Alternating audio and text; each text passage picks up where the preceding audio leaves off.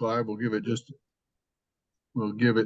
just another minute here for other people to come in. We know a lot of people called and indicated they had conflicts this month at this time, but a reminder to everybody that we record these sessions, so you can always get a link from us and go back and watch it on demand. You can also find it on the IP, or excuse me, the NCTA website, where all the past issues of On Track Live are cataloged there. As you can see, I'm your lucky guest speaker this month. We'll do our elections recap. We'll save the shameless self-promotion for the end, as opposed to where we usually do it at the beginning, and just dive right in here. If you have questions as we move along, please feel free to jump in there. I'm not good enough at Zoom to be able to watch the chat box at the same time, so Melinda's going to watch the chat box for me. You can type questions in there if you want, and Melinda can interrupt me. But for now, we'll dive in, work through this slide deck. Please ask questions as we go, or save them to the end. We will save some time at the end to go through it. So onward, upward. Instead of an antitrust admonition, for presentations like this one, I generally give it a health warning label, but just to make sure everybody understands that any opinions that sneak into this presentation are those of the presenter, and not necessarily those of NCTA or its members. And just warn you that discussion about politics may induce nausea or other feelings of discomfort in some patients. It has been, what a campaign, am I right?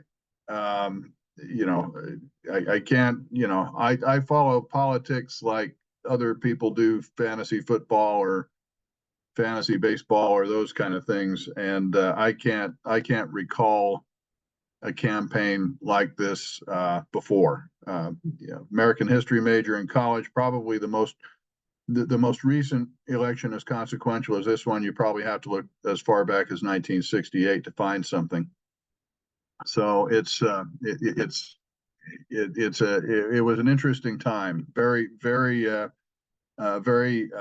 polarized in the campaigns. I love this cartoon. That was Brad with the Democratic weather. Now here's Tommy with the Republican weather. The level of vitriol was I think unprecedented. So my other favorite comic, it's always painful to learn the truth about Santa, and you see that he's got a Trump sticker on the back of the sled. There were absurd amounts of spending in this election campaign. $14.7 billion is now the estimate spent by 11,000 different political groups during this election cycle. The Democrats particularly burned through unprecedented amounts of money. The Kamala Harris campaign, who only had 15 weeks to run, somehow managed to spend $100 million a week over those 15 weeks. And so, we'll talk a little bit more about that spending in a minute. But even with all that money raised, the Democrats apparently still have some debt. They're still out there trying to raise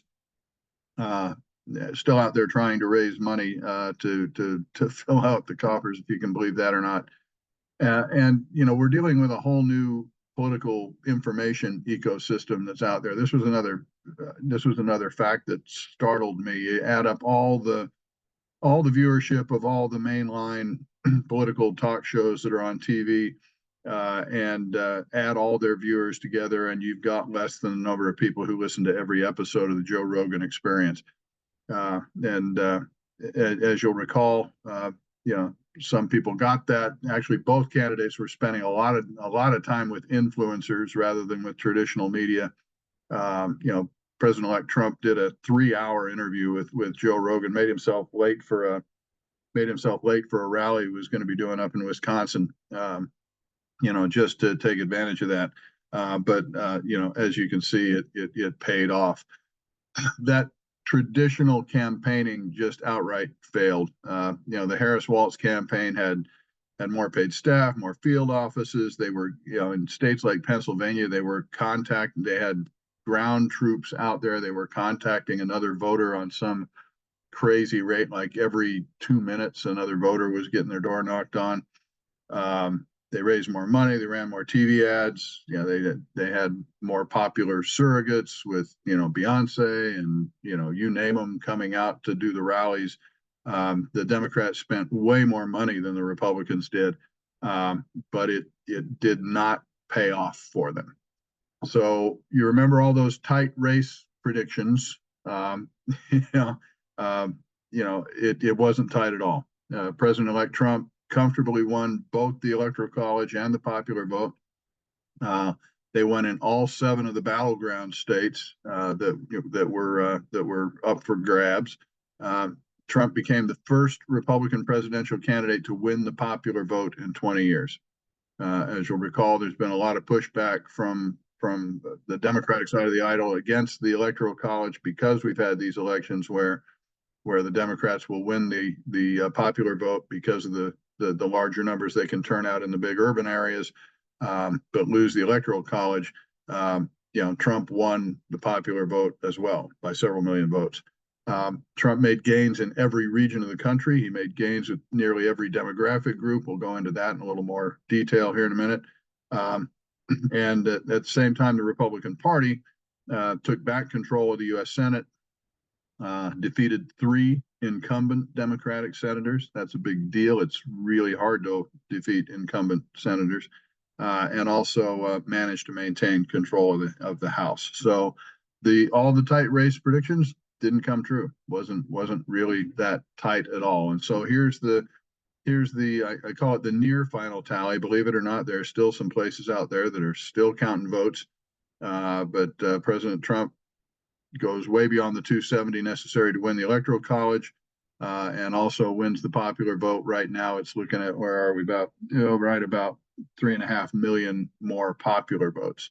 The swing in the Senate was 4 seats swung to the Republicans. So the math over there now is 53 to 47. The House, believe it or not, there's still races being counted in the House, but the Republicans have won enough to maintain control there. And very interestingly, there was no change in any of the state houses. The number of Republican and Democratic governors stayed exactly the same. And a lot of people turned out to vote. This is likely the second highest turnout since 1908. The votes, he's now eclipsed, the 1960 election when John F. Kennedy was elected. It's probably worth noting that the biggest voter turnout was last election when Trump was also on the ballot. So you can see that voter activity is way up over both recent historical trends and going, all the way back to the turn of the last century. This is one of the most amazing charts I saw come out of this. This Trump shift. It occurred in a lot of unlikely places. This was a New York Times map they put together.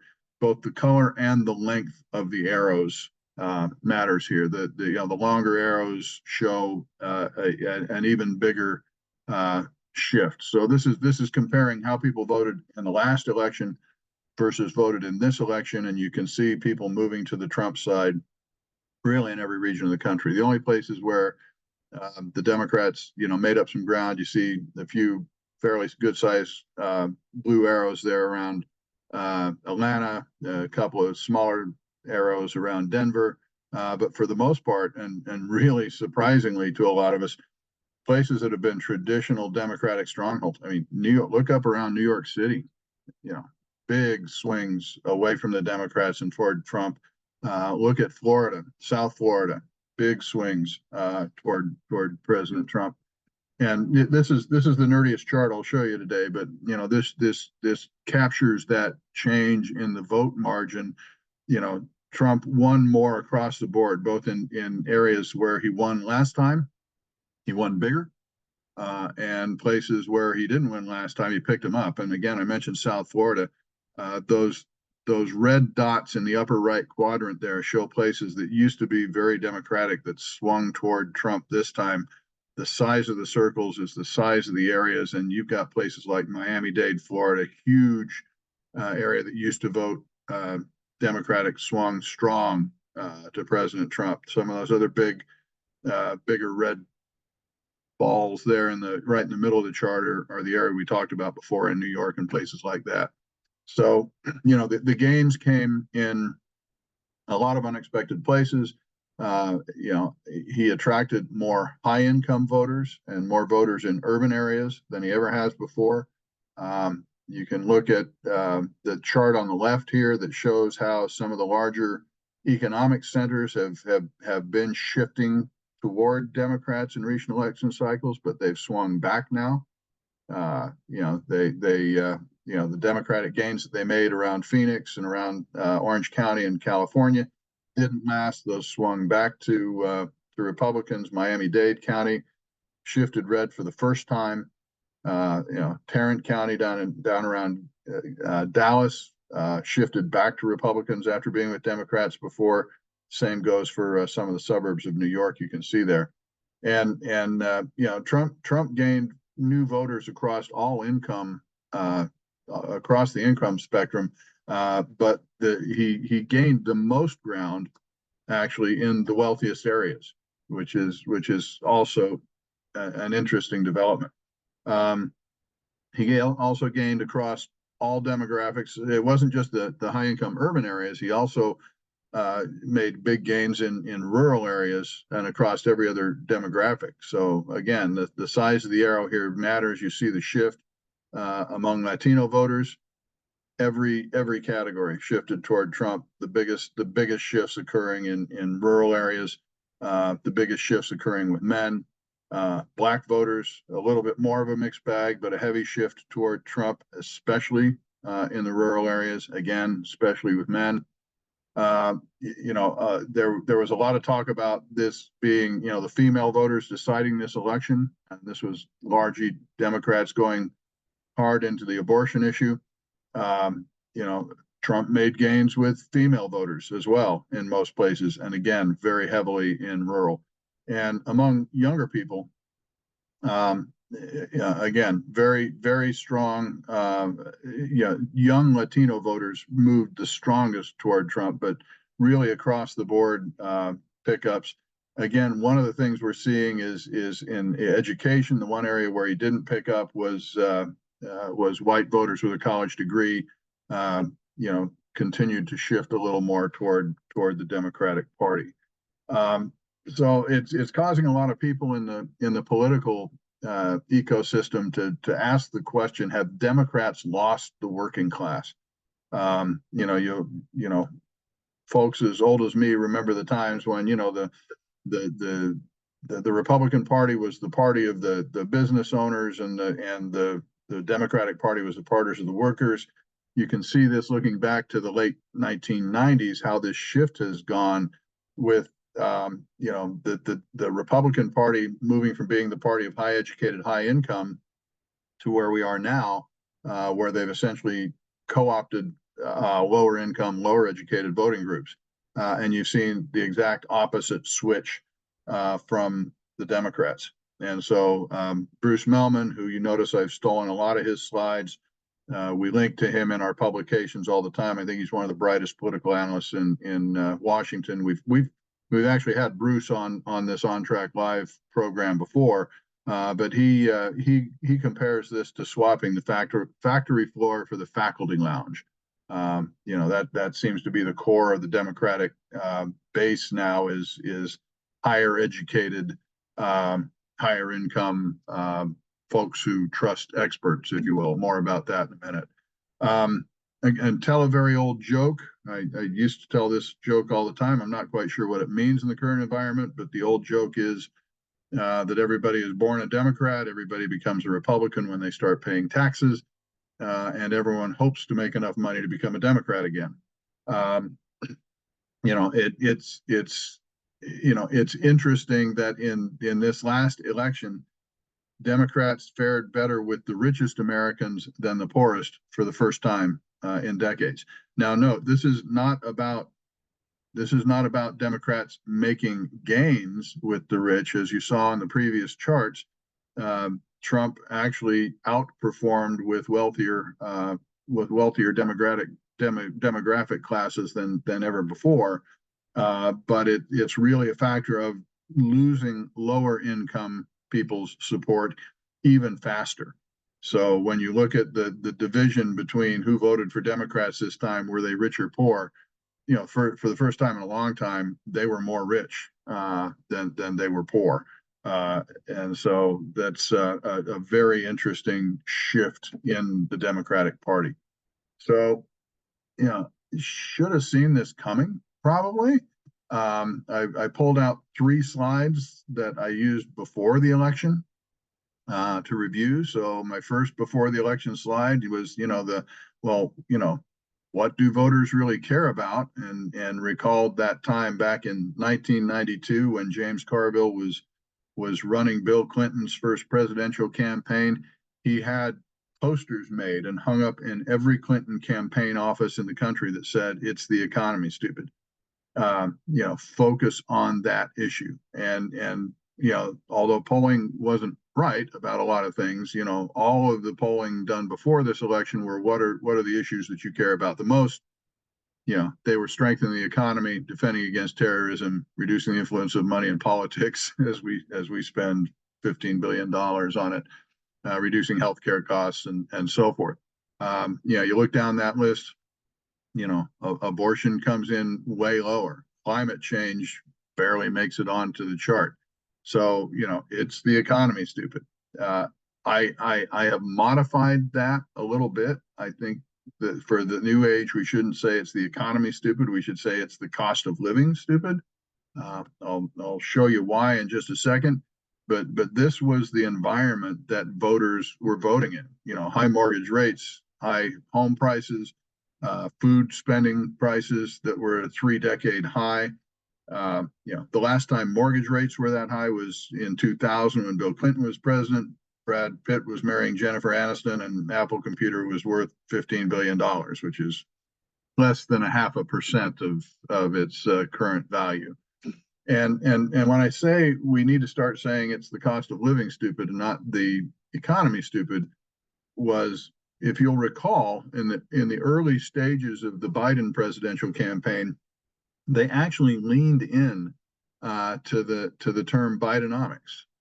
You notice they stopped using it as the campaign wore on. But if we rewind to January of this year, the Biden campaign was declaring Bidenomics a success, and it was because of the experts say factor that you see there. The current Democratic Party. Well, experts say the economy is really good. We're coming in for a soft landing. Unemployment's below 4%. Blah blah blah. You can see these things from an expert's economic view.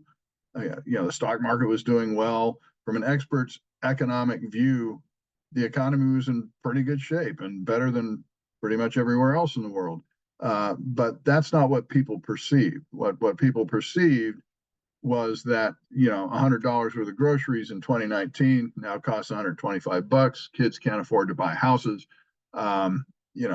That's what people were focused on. And so that cost of living proved a major Trump shift driver, if you will. This is a great chart where they analyzed, the counties with the highest cost of living in the country, and the areas where the cost of living is the highest were the ones that shifted the strongest toward the Trump column. Another thing that I think really came back to bite the Democrats' campaigns is the fact that the identity politics are really losing luster right now. This is from the same group's analysis where they looked at urban areas with the most diverse voters.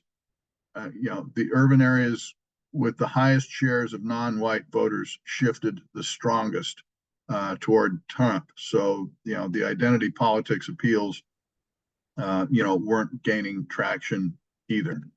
And look, it's not like Trump was a perfect candidate, right? I mean, look at that third one down there when on exit poll, these are exit poll data from people after they voted, asked them, well, which candidate do you think had these qualities?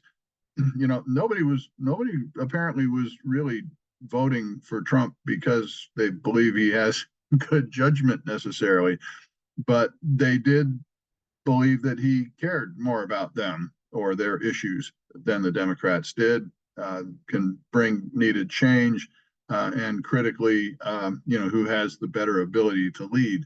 So, it's a telling set of facts there that frankly, clearly there's a lot of people who may not like the way Trump presents himself or some of his rhetoric, but they voted for him because they felt that he was going to do the things more of what they wanted to have done.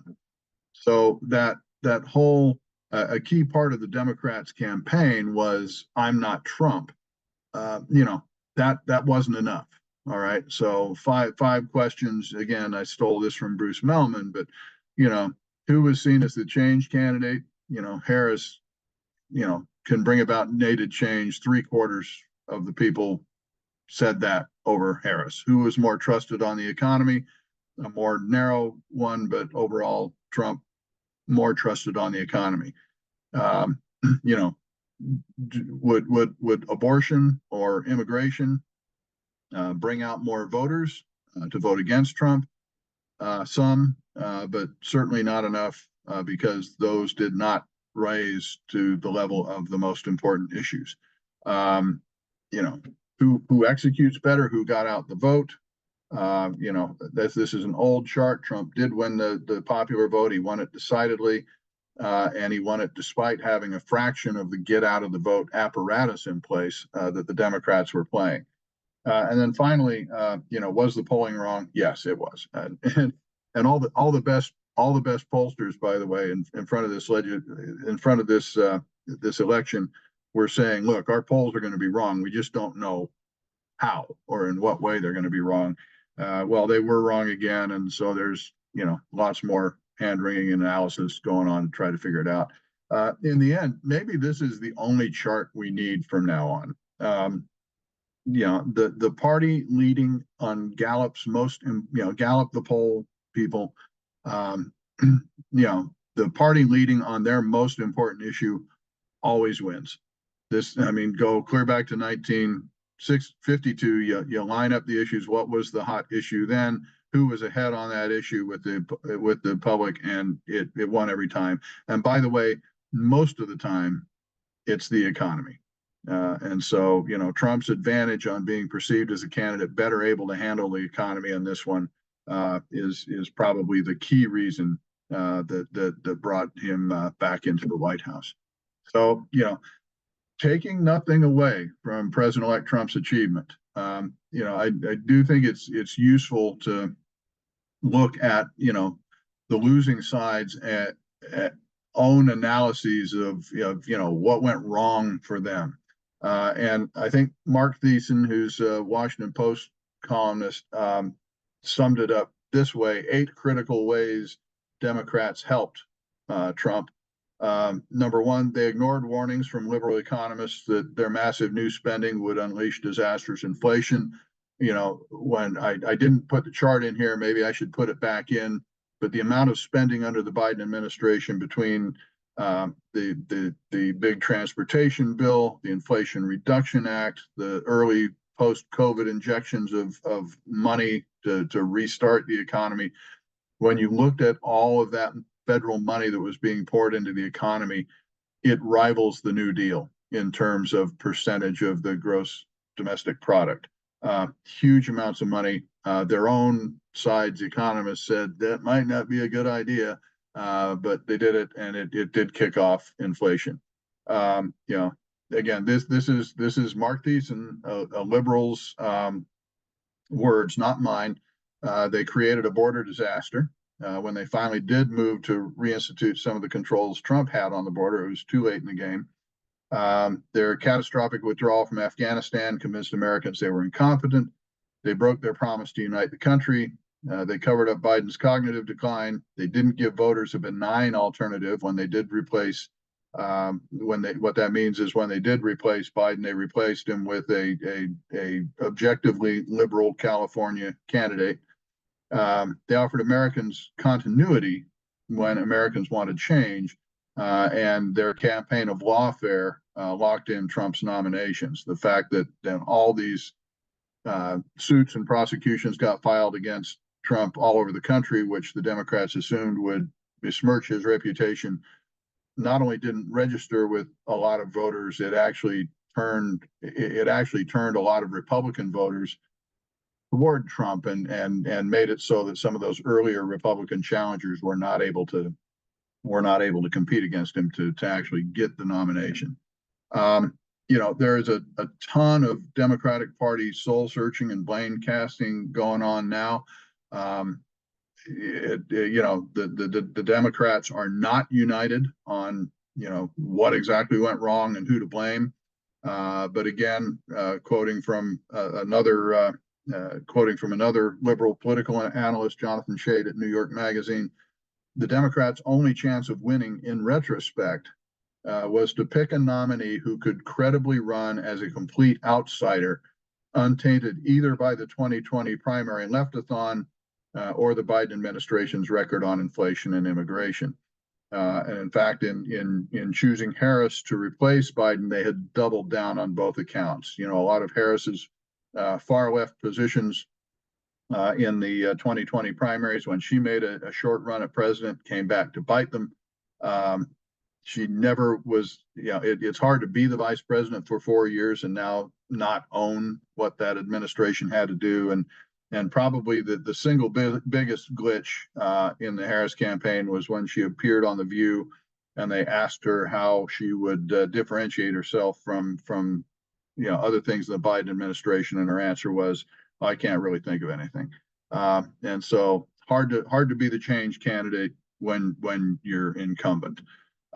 So there's just this tsunami of post election analysis from the losing side. These are my 5 favorite articles. If you're as sick as me and or that interested in politics and want to read them all, these are the best ones. I've collected them all into one PDF. If you want the collection of articles, shoot me an email at wardo@wardo.com, and I'd be happy to send it to you. But the headlines kind of tell the story. Democrats and the case of mistaken identity politics. Nice pun. Mistaken identity politics. Why America rejected the Biden-Harris administration is not that people love Trump. Democrats simply failed. Maybe now Democrats will address working class pain. What the left keeps getting wrong. Democrats should not dismiss Trump's win as the result of sexism and racism alone.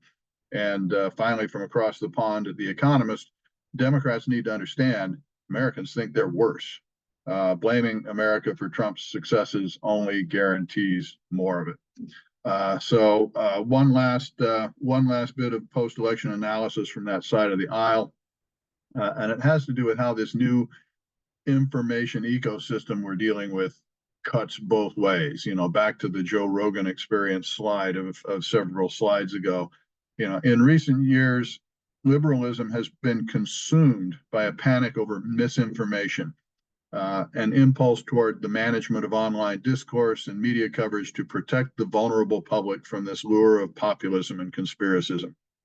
The lesson of 2024 isn't that this managerial effort failed to protect swing voters from fake news.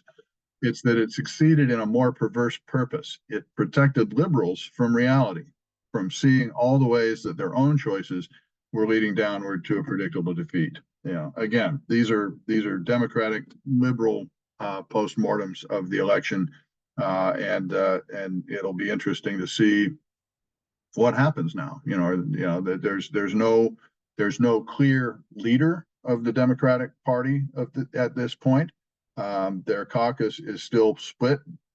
There's a large portion, call it the AOC wing of the caucus, that thinks they should get more liberal, that they should drive harder into the identity politics and things like that. So it will be an interesting time to see, now that they're clearly in the minority for a little while, who emerges as the leaders, and are they gonna change strategies and tactics at this time. Finally, one last thing from before we move on to what might happen next. my Schadenfreude file, again, Schadenfreude being the concept of, taking joy in other people's misfortune when you shouldn't. But you'll recall I mentioned before that for the last 20 years, when Republicans have been winning presidential elections, they've been winning it in the election college, not the popular vote. Democratic states who were upset about that created a thing called the National Popular Vote Compact, and a bunch of states started to sign up for it. And it was a compact that said, well, you know what, states should be required to cast their electoral vote for whoever wins the popular vote. So Colorado was one of the states, my former state, was one of them that signed that compact. And so this was a headline from one of the Colorado newspapers: is Colorado required to give its electoral votes to Donald Trump because he won? And all of a sudden the National Popular Vote Compact apparently is not a thing. They said, well, no, it never went into effect, so we're not required to do what we were trying to get the rest of the country to do here. So sorry for being snarky. Let's move on. So, what happens next? What happens next is that the Republican Party now has 4 years to bend this red line. I mean, one of the big reasons Trump won is that voters are grumpy. They didn't think the country was on the right track. And so if Republicans are going to turn this into a lasting bit of control, they're going to have to start convincing people that the country's getting back on the right track. The next 2 years are critical. This is not just when voters are grumpy. This is really for every modern presidency. Most presidents accomplish their biggest things in the first 2 years of their administration, bar none.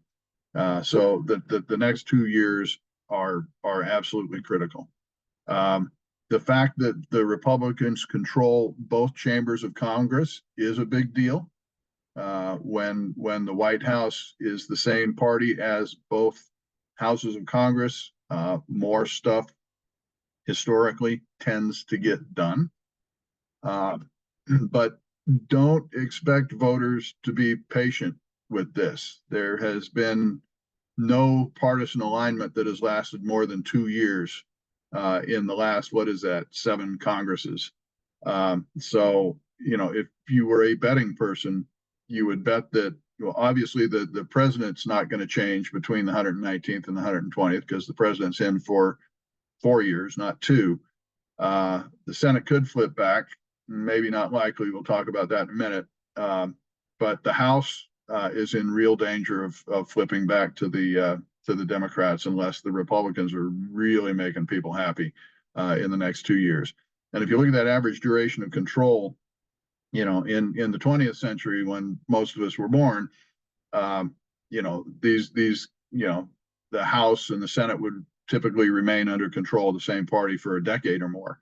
In this century, since we've become the 21st century here, it's flipping much faster. It rarely makes it more than 5 years. And so got to get things done now.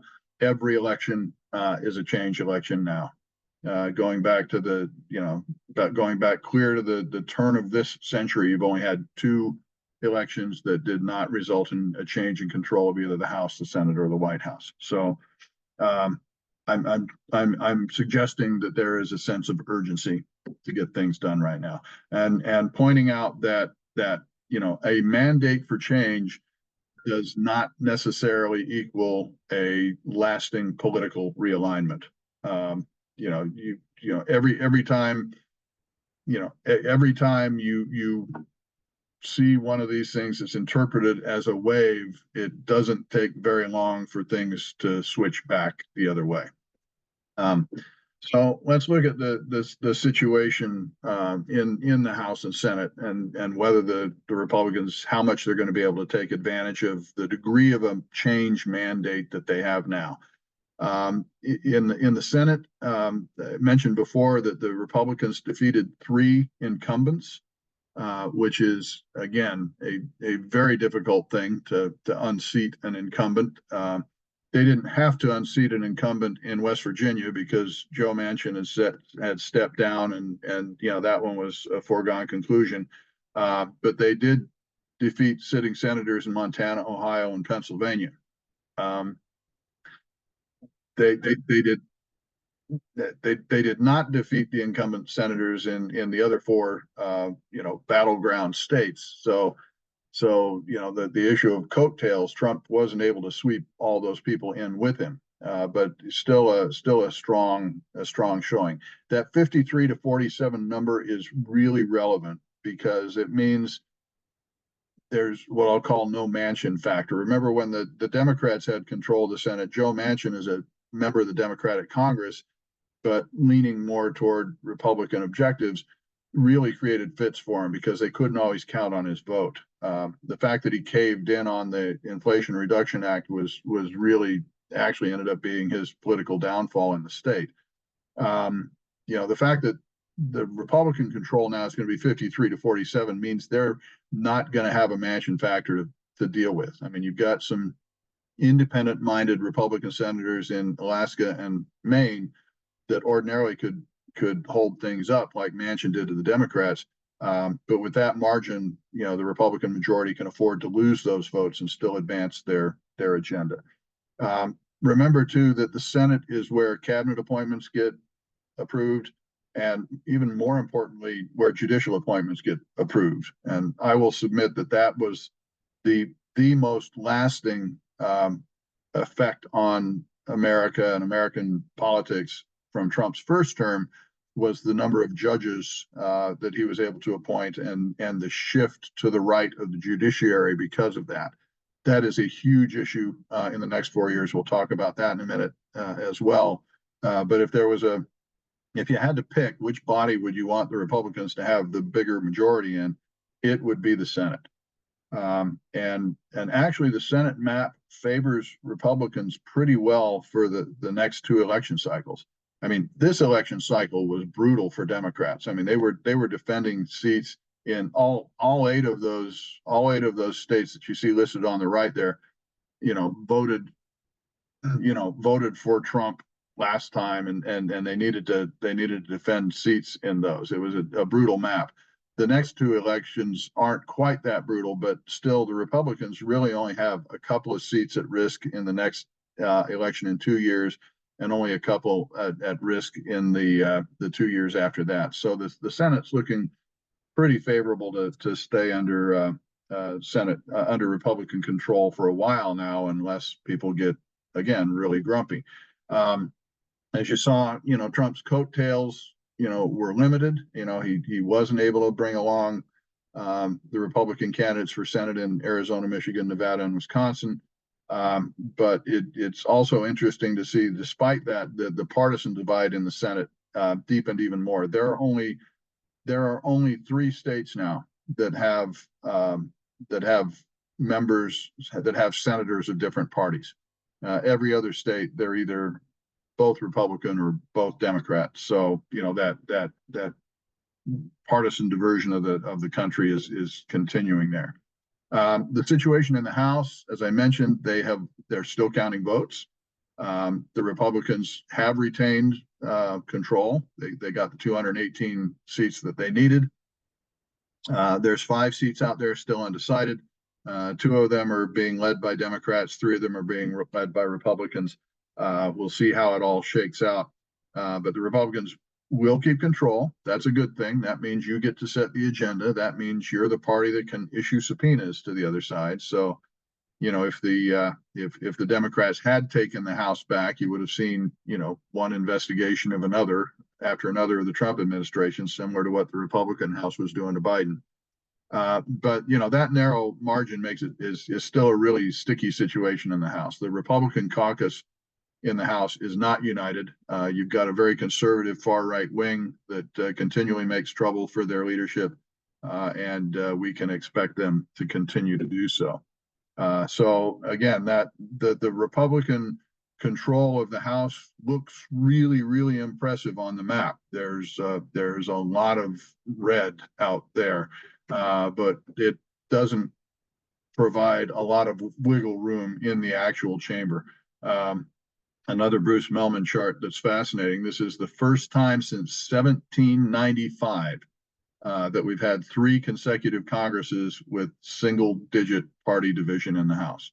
You know, it's really tough to get things done when your majority is that slim, and when you've got folks within your majority who don't necessarily agree with each other. So the House is going to continue to be problematic. We go back and look at that chart to say nothing stays the same from Congress to Congress these days. If you had to guess, it's probably the House that would be at risk flipping back to Democrats after the next 2 years. And if that happens again, expect a wave of Democrat-led, you know, investigations and this and that, trying to shove sticks in the spokes of the Trump administration. So, what gets done?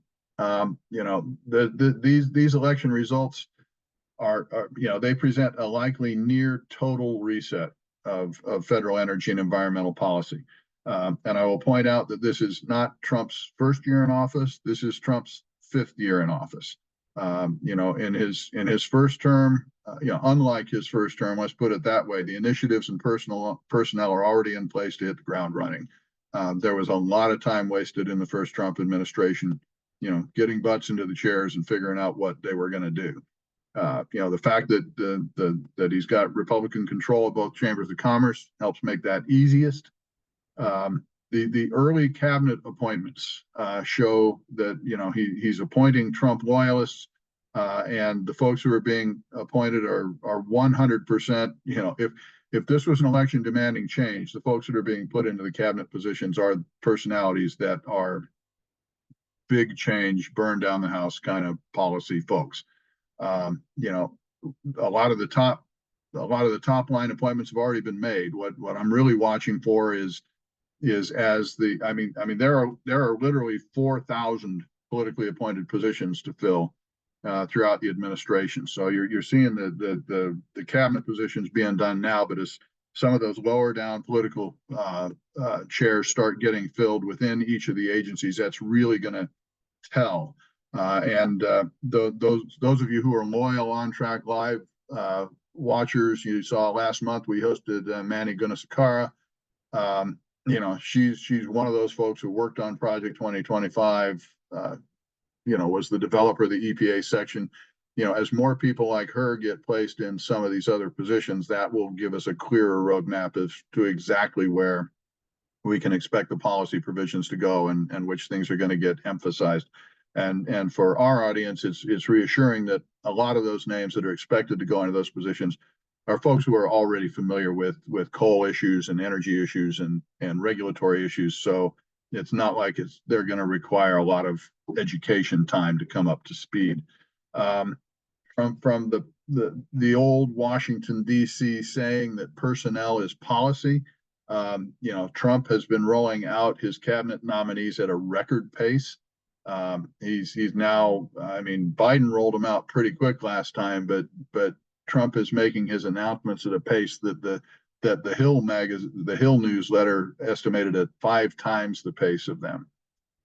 3 of the key ones for our part of the world, EPA, Department of Energy, and Interior, Department of Interior.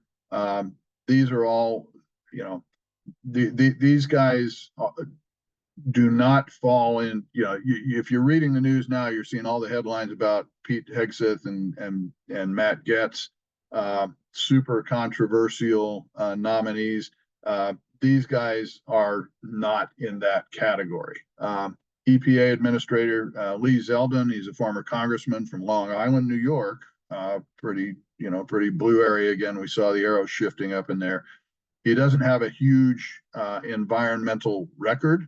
You know, he is not a professional environmental regulator like our current EPA administrator is. But you know, I don't think that's disqualifying. Again, we'll see who fills in some of these lower down pieces that come in here. I mean, he is coming in as a change agent. He is coming in, you know, with a similar view toward regulations as the president, and he's got executive experience and you know, some executive street cred, if you will, that could make him an effective administrator.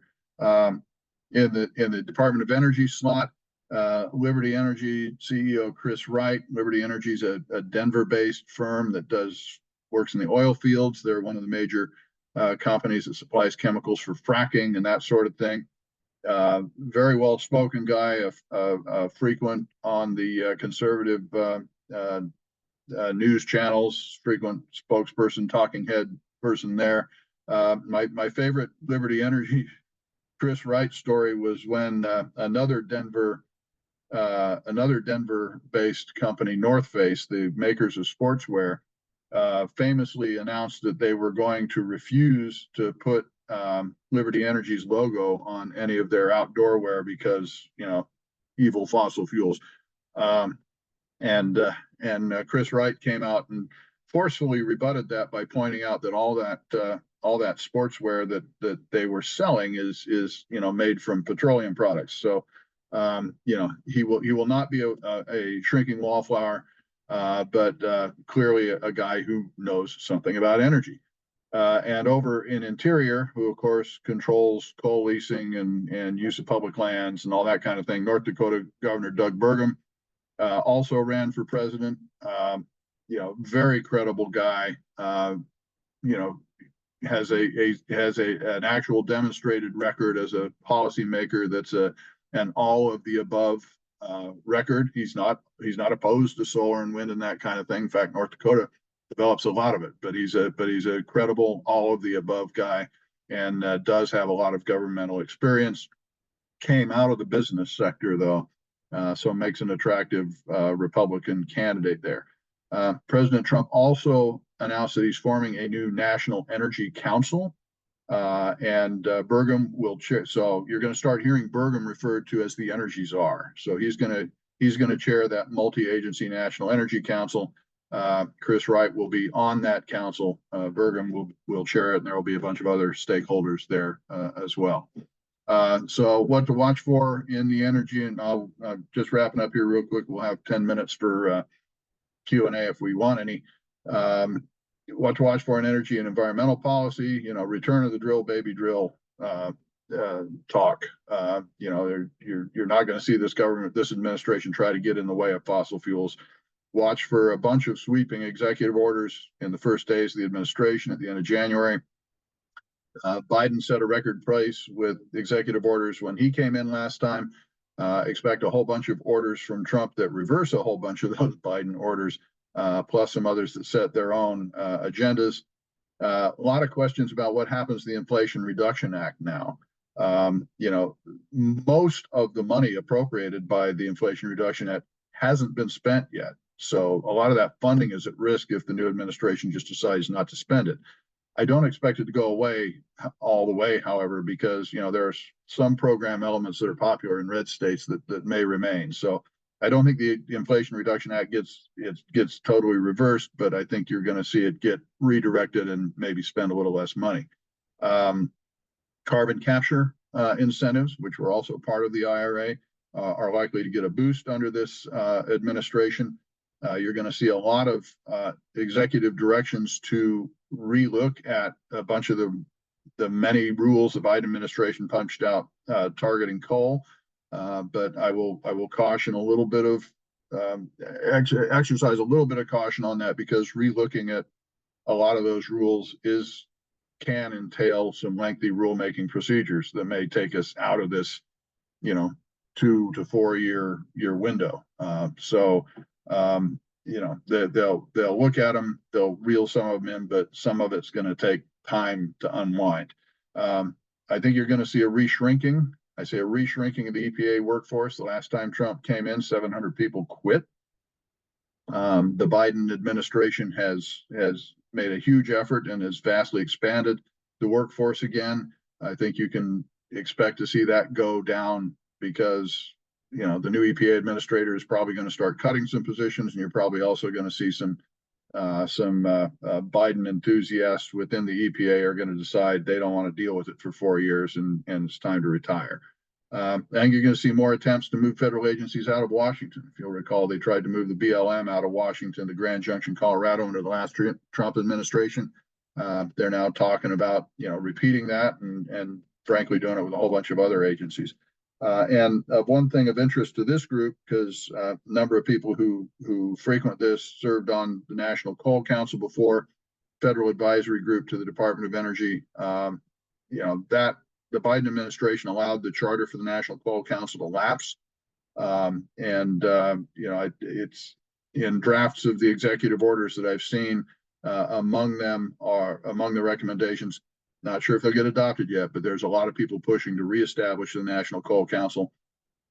So if you're one of us who were involved in that group in the past, several months we may be talking about getting the band back together again. So stay tuned for that one.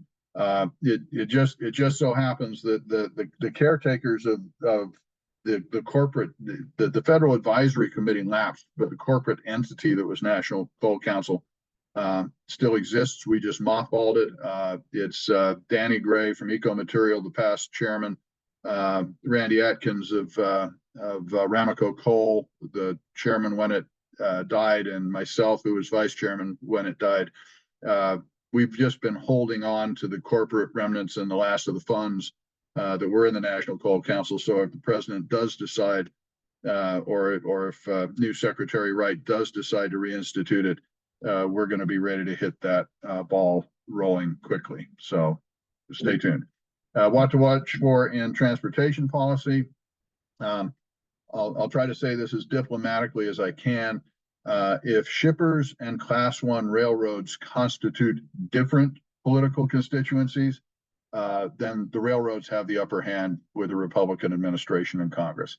I can't tell you the number of times I've spoken to a Republican committee office or a Republican congressional office about shipper advocacy issues, particularly back in the great service meltdown of 21 or whatever we're going to end up calling that. And the first thing that the staffers would say after I gave my pitch would be, that's really interesting. I'm going to have to ask the roads what they think about that. So, if you're looking for massive shipper advocacy to move forward under this administration, you might be disappointed.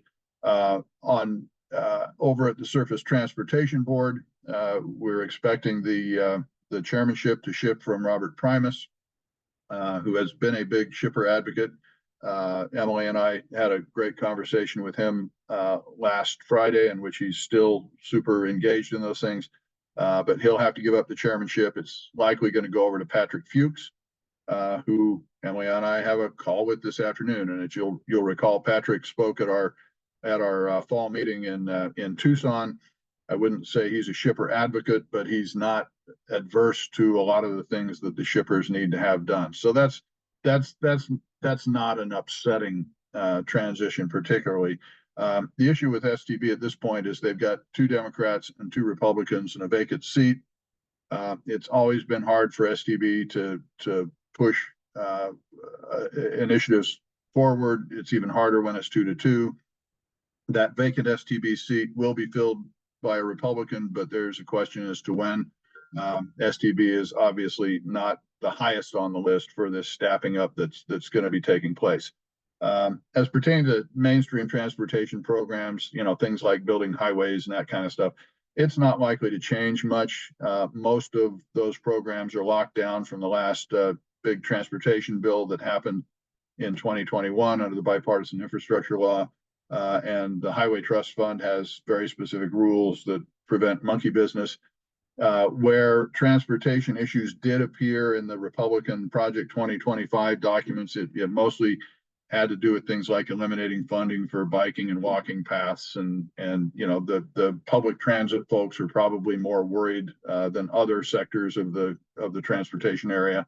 And I think you'll see a push for a lot of the federal programs to be moved more toward block grants provided the states, more the way the federal government handles highway funding now. So that's transportation policy. Last slide, and then we'll open up for some questions. I promise you 10 minutes, you're going to get 4. We can stay as long as we need to. Anyway, the judiciary is really a key, because again, we talk about lasting changes and things that are making a difference. It's super difficult to get things through Congress. The agencies are big ships, big ships to steer, take a long time to bring around. But it's the judiciary where it changes, like, repealing the Chevron deference and things like that are happening. Trump's already appointed 3 justices, right? Gorsuch, Kavanaugh, and Barrett. The other conservative justices, Justice Thomas and Justice Alito, are not old. I'm not that far from their age, but they're getting up there. Thomas is 75, Alito 73, and so there's a question out there as to, will they resist the temptation to do what I call pull a Ginsburg? As you'll recall, in the waning days of the Obama administration, Ruth Bader Ginsburg, a lot of people were calling on her to step down so that Obama could appoint her successor. She refused to do it, and then she ended up dying too late for the Democrats to deal with it, and that's how Kavanaugh got on the bench.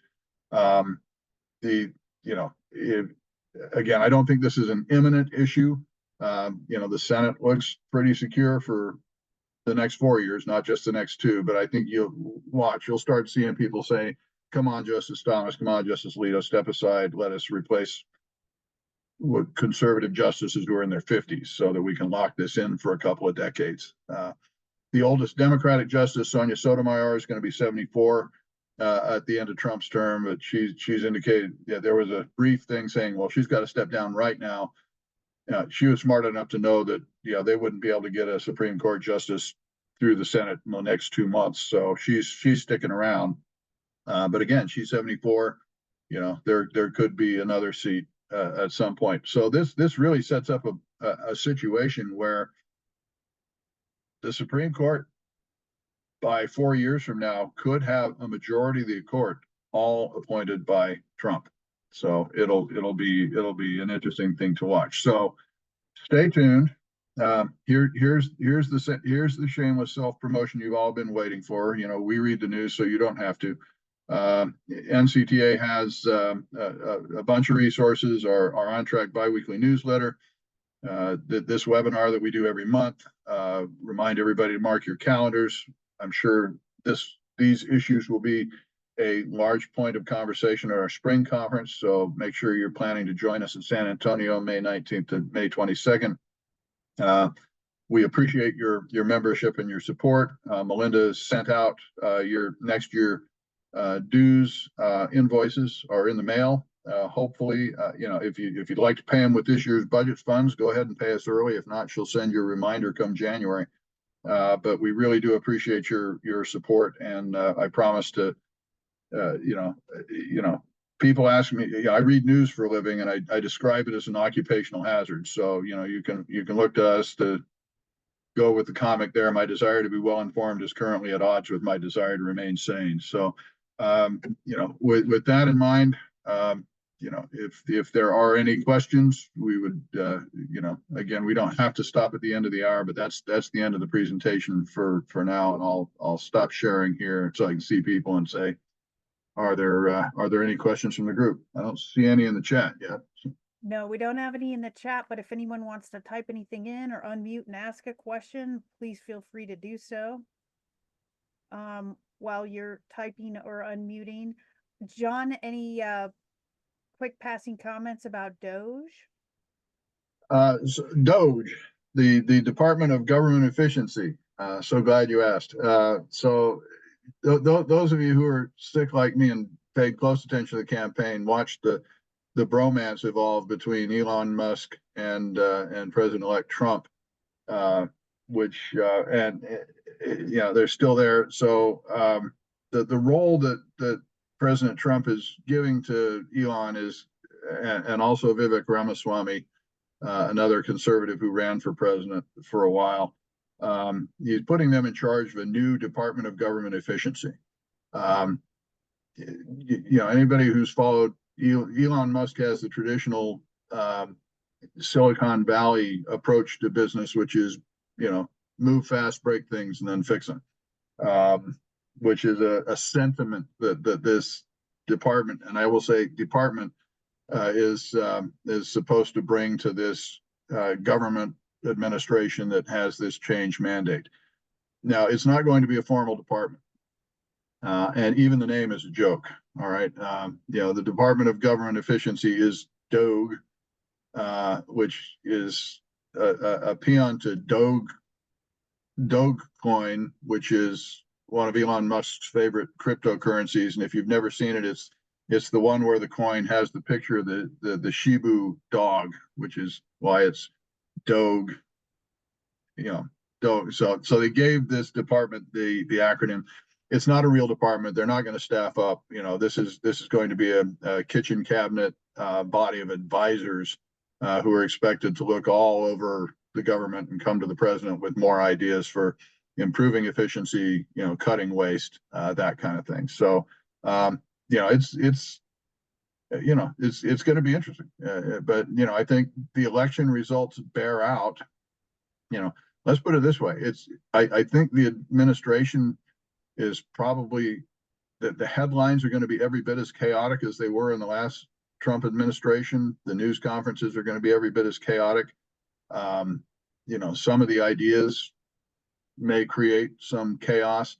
But I think they also have a pretty clear, the election results say people want change. I don't know that, a little chaos is going to upset a large portion of the electorate, because they don't like the way things are going. They'd like to see the government shaken up. And so we'll see if these efforts to shake them up result in things that get them reelected, or if it just creates more turmoil, and 2 years from now and 4 years from now, we're back to seeing a pendulum swing the other way.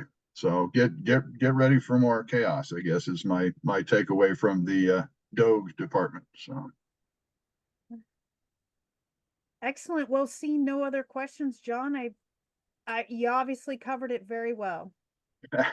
Well, in interesting times, any of you, I'll tell you right now that not just NCTA, but all the allies we work with, the National Mining Association, American Coal Council, all the American Coal Ash Association, and all the other agencies right now are gathering their wish list. Everybody understands that the next 2 years are going to be critical.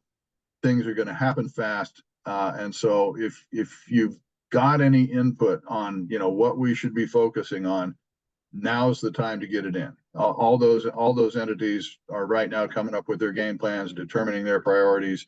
And look, there's a lot to do. It's not just in the energy and environment world. It's every segment of the government is going through the same thing. So things are going to move fast. If there's things you'd like to see us do or make sure emphasized on the list, now is the time to get in the discussion. And doors always open. World's easiest email address, wardo@wardo.com. Shoot me your thoughts. We'd love to put them into the conversation here. So with that, thank you everyone for attending. Melinda will have the link if you missed part of it and would like to review. I'm working on a speaker for next month that will go into I haven't got them confirmed yet, but hopefully a good speaker that can go into some more of the detail of what we expect to see coming out of these executive orders come January. So thank you everybody for attending today, and have a great rest of your week. Happy Thanksgiving. That too.